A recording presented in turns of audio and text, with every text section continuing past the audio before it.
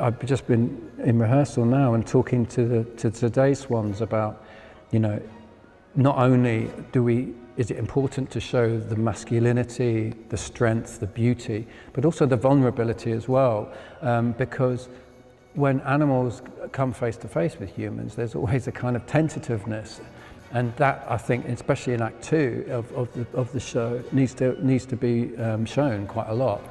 So the kind of head under the arm is all to do with is kind of a protection. You're protecting yourself. All of those kind of swan arms are all about the swan protecting themselves, and it's only when they open up that they allow, you know, something or someone to come close to them. So that was kind of our thinking at the time, and yeah, just to say, who knew it was going to be the success it was. When we first premiered Swan Lake at Sadler's Wells, it was quite shocking, because in the first sort of 20 minutes, there were people who were standing up and leaving. And I remember watching it going, oh my God, is this going to be okay? The attention went much more on male swans because it was such an iconic image for people, the female dancing swan.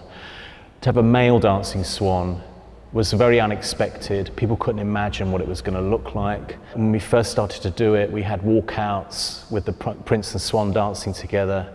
But we had a slightly aggressive attitude towards it from some members of the audience, and some people refused to come and see it. It got dubbed the Gay Swan Lake, which was, in some ways, was not what the aim was, but it certainly was a story within that was very meaningful for gay audiences, and I celebrate that. Still, I did then and I do now. It was such a shock for audiences that they didn't know what they were seeing initially, and then once they'd got into it and they started to see more and more of Act 2 and more of the swans, they became excited by it. By the end, and the end is so extraordinary and dramatic, the audience literally stood up and started clapping, and I remember sitting there and thinking, oh my goodness, this is extraordinary, absolutely extraordinary. And it was then when I realised that the show was going to have a massive impact. I think it was quite a while, a good few years after we